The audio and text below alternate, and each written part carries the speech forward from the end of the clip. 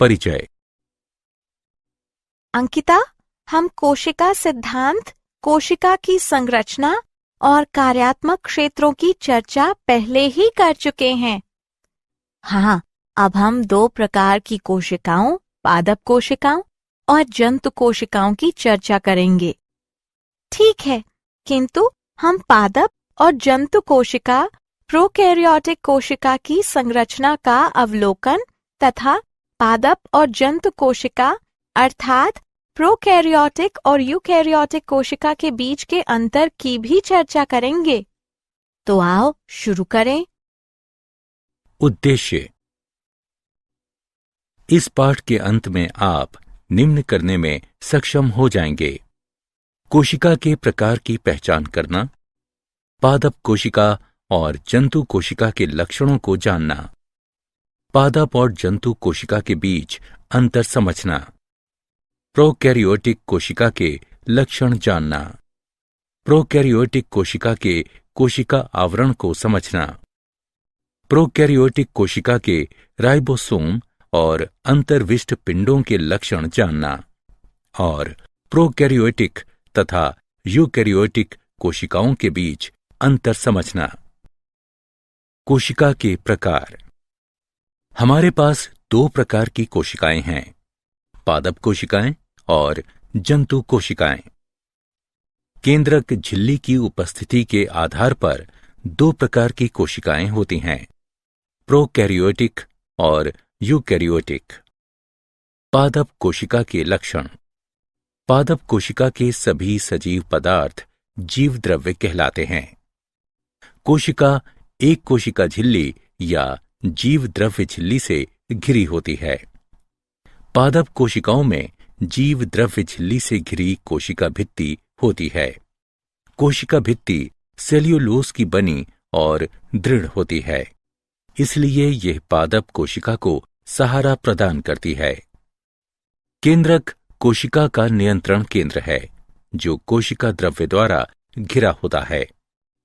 रसधानी पादप कोशिका के लिए एक संग्रहण क्षेत्र है, जिसमें शर्करा, लवण और वणकों का बना कोशिका रस होता है। पादप कोशिका में क्लोरोप्लास्ट भी पाया जाता है, जिसमें क्लोरोफिल होता है। ये वो स्थान है जहां कोशिका के भीतर प्रकाश संश्लेषण होता है। जंतु कोशिका के लक्षण। जंतु कोशिका के सभी सजीव पदार्थ जीव द्रव्य कहलाते हैं। कोशिका कोशिका झिल्ली या जीव द्रव्य झिल्ली से घिरी होती है। केंद्रक कोशिका का नियंत्रण केंद्र है, जो कोशिका द्रव्य द्वारा घिरा होता है। कोशिका द्रव्य का 90% भाग जल का बना होता है। कोशिका द्रव्य के भीतर अनेक अंगक होते हैं। अधिकतर कोशिकीय गतिविधियां कोशिका द्रव्य में होती हैं। पादप और जंतु कोशिकाओं के बीच अंतर।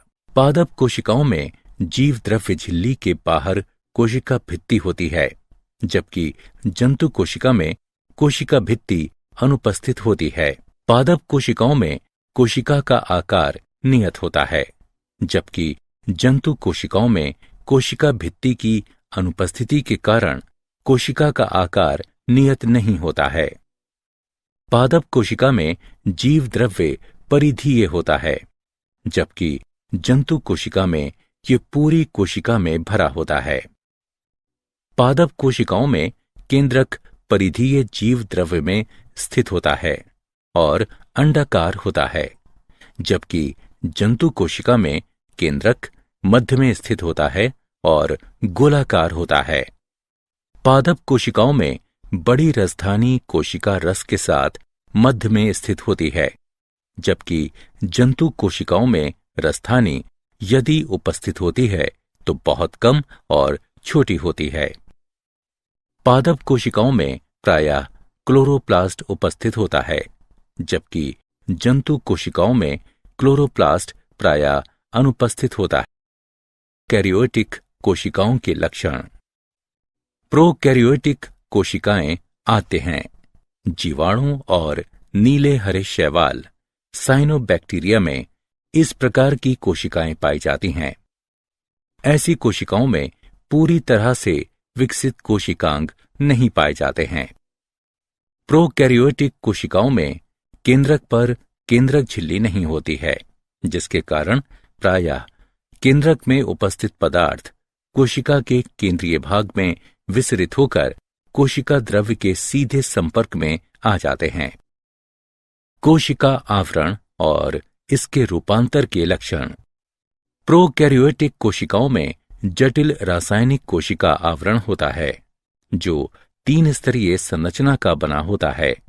सबसे बाहरी परत ग्लाइकोकैलिक्स, मध्य परत कोशिका भित्ति और सबसे भीतरी परत जीव द्रव्य झिल्ली है।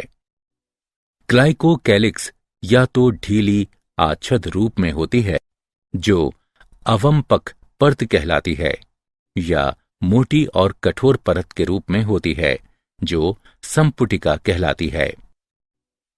कोशिका भित्ति कोशिका को मजबूत संरचनात्मक सहारा प्रदान करती है, जो कोशिका को फटने या निपातित होने से बचाती है। ये कोशिका को आकार भी प्रदान करती है। जीव द्रव्य झिल्ली यूकैरियोट के जैसे ही अर्धपारगम्य होती है। हैंस क्रिस्टियन ग्राम द्वारा खोजी गई ग्राम अभिरंजन विधि के अनुसार जीवाणुओं को 2 प्रकार में विभाजित किया जा सकता है। ग्राम धनात्मक जीवाणुओं में कोशिका आवरण की पेप्टिडोग्लाइकेंस क्रिस्टल बैगनी अभिरंजित होती है। ग्राम ऋणात्मक जीवाणुओं में कोशिका आवरण की पेप्टिडोग्लाइकेंस क्रिस्टल बैगनी अभिरंजित नहीं होती है। प्रोकैरियोटिक कोशिकाओं के मीसोसोम। प्रोकैरियोटिक कोशिकाओं में एक विशिष्ट कलामय संरचना मीसोसोम पाई जाती है। ये कोशिका में जीव द्रव्य झिल्ली के फैलाव से बनती है। मीसोसोम श्वसन और स्रावी प्रक्रिया में सहायता करता है। मीसोसोम जीव द्रव्य झिल्ली की सतह में वृद्धि करने में भी सहायता करता है, जिसके परिणाम स्वरूप कोशिका की एंजाइम मात्रा में भी वृद्धि हो जाती है। मीसोसोम कोशिका भित्ति के निर्माण, डीएनए प्रतिकृति और संतति कोशिकाओं के वितरण में भी सहायता करता है। प्रोकैरियोटिक कोशिकाओं के राइबोसोम के लक्षण। प्रोकैरियोट में राइबोसोम 15 से 20 नैनोमीटर के आकार के होते हैं और कोशिका की जीव द्रव्य झिल्ली से जुड़े होते हैं। राइबोसोम 2 उप इकाइयों 50S और 30S इकाइयों के बने होते हैं, जो आपस में मिलकर 70S प्रोकैरियोटिक राइबोसोम बनाते हैं। राइबोसोम प्रोटीन संश्लेषण के स्थल हैं। अनेक राइबोसोम एकल mRNA से संबद्ध होकर एक श्रृंखला बनाते हैं, जिसे बहु राइबोसोम या बहुसूत्र कहते हैं। बहुसूत्र का एक राइबोसोम mRNA को प्रोटीन में बदल देता है। प्रोकैरियोटिक कोशिकाओं में गमन। प्रोकैरियोट चलायमान या अचलायमान होते हैं। जब वे चलायमान होते हैं तो उनमें कोशिका भित्ति के बाहर की तरफ कशाभिका होती हैं। ये कशाभिका पतली और तंतुमय होती हैं। कशाभिकाएं 3 भागों से मिलकर बनी होती हैं: तंतु, अंकुश और आधारी शरीर। तंतु कशाभिका का सबसे लंबा भाग है, जो कोशिका सतह से बाहर की तरफ निकलते हैं। कशाभिका एक या अनेक हो सकती हैं। प्रोकैरियोटिक कोशिकाओं की सतह पर पिल्ली यानी रोम और झालर भी पाई जाती है। रोम विशेष प्रोटीन के बने होते हैं और लंबी नलिकाकार संरचनाएं होती हैं। झालर लघुशूक जैसे तंतु हैं, जो कोशिका के बाहर प्रवर्धित होते हैं। प्रोकैरियोटिक कोशिकाओं के अंतर्विष्ट पिंडों के लक्षण। प्रोकैरियोटिक कोशिकाओं में बचे हुए पदार्थ अंतर्विष्ट पिंडों के रूप में कोशिका द्रव्य में संचित होते हैं, जो कोशिका द्रव्य में स्वतंत्र रूप से पड़े रहते हैं। उदाहरण: फॉस्फेट कणिकाएं, साइनोफाइसी कणिकाएं और ग्लाइकोजन कणिकाएं। प्रोकैरियोटिक और यूकैरियोटिक कोशिकाओं के बीच अंतर। प्रोकैरियोटिक कोशिकाएं 5 माइक्रोमीटर से छोटी होती हैं, जबकि यूकैरियोटिक कोशिकाएं 10 माइक्रोमीटर से बड़ी होती हैं। प्रोकैरियोटिक कोशिकाएं सदैव एक कोशिकीय, जबकि यूकैरियोटिक कोशिकाएं प्रायः बहुकोशिकीय होती हैं। प्रोकैरियोटिक कोशिकाओं में झिल्ली से घिरे केंद्रक और अंगक नहीं पाए जाते हैं, जबकि यूकैरियोटिक कोशिकाओं में झिल्ली से घिरे केंद्रक और अंगक होते हैं। प्रोकैरियोटिक कोशिकाओं में डीएनए गोलाकार और बिना प्रोटीन का होता है, जबकि यूकैरियोटिक कोशिकाओं में डीएनए रेखीय होता है और प्रोटीन से जुड़कर क्रोमेटिन बनाता है। प्रोकैरियोटिक कोशिकाओं में राइबोसोम छोटे 70S होते हैं, जबकि यूकैरियोटिक कोशिकाओं में राइबोसोम बड़े यानी 80S होते हैं। प्रोकैरियोटिक कोशिकाओं में कोशिकीय कंकाल नहीं होता है, जबकि यूकैरियोटिक कोशिकाओं में हमेशा कोशिकीय कंकाल पाया जाता है। प्रोकैरियोटिक कोशिकाएं दृढ़ घूर्णी कशाभिका द्वारा गति करती हैं, जबकि यूकैरियोटिक कोशिकाएं पक्षाभिकाएं या कशाभिकाएं हिलाकर गति करती हैं।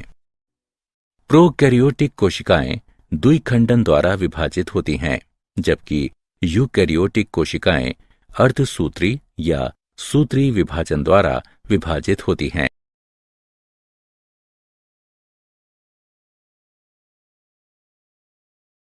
क्या आप जानते हैं केंद्रकाभ जीनोफोर भी कहलाता है। जब प्लाज्मिड जीवाणु के केंद्रकाभ के साथ जुड़ते हैं तो ये एपिसोम कहलाते हैं। माइकोप्लाज्मा में कोशिका भित्ति अनुपस्थित होती है।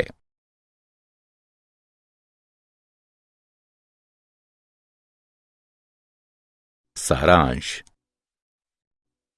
आइए हमने जो कुछ सीखा है उसे संक्षेप में दोहराएं। कोशिकाएं 2 प्रकार की होती हैं, पादप कोशिका और जंतु कोशिका। पादप कोशिकाओं में कोशिका कला के बाहर कोशिका भित्ति होती है। झिल्ली से घिरे केंद्रक और कोशिकांगों की उपस्थिति या अनुपस्थिति के आधार पर कोशिकाओं और इस कारण जीवों को यूकैरियोटिक या प्रोकैरियोटिक कहा जा सकता है। एक प्रारूपिक यूकैरियोटिक कोशिका कोशिका झिल्ली, केंद्रक और कोशिका द्रव्य की बनी होती है। जीवाणु पृथ्वी पर प्रत्येक वास स्थलों पर सर्वव्यापी हैं। प्रोकैरियोटिक कोशिकाएं प्रायः 1 से 10 माइक्रोमीटर के बीच होती हैं। यूकैरियोटिक कोशिकाएं विशिष्ट रूप से बड़ी होती हैं, जो प्रायः 10 से 100 माइक्रोमीटर के बीच होती हैं। प्रोकैरियोटिक कोशिकाएं आते हैं। ऐसी कोशिकाओं में पूरी तरह से विकसित कोशिकांग नहीं होते हैं। प्रोकैरियोटिक कोशिकाओं में केंद्रक पर केंद्रक झिल्ली नहीं होती है, जिसके कारण प्रायः केंद्रक में उपस्थित पदार्थ कोशिका के केंद्रीय भाग में विसरित होकर कोशिका द्रव्य के सीधे संपर्क में आ जाते हैं। जीवाणु और नीले हरे शैवाल यानी साइनोबैक्टीरिया में इस प्रकार की कोशिकाएं पाई जाती हैं।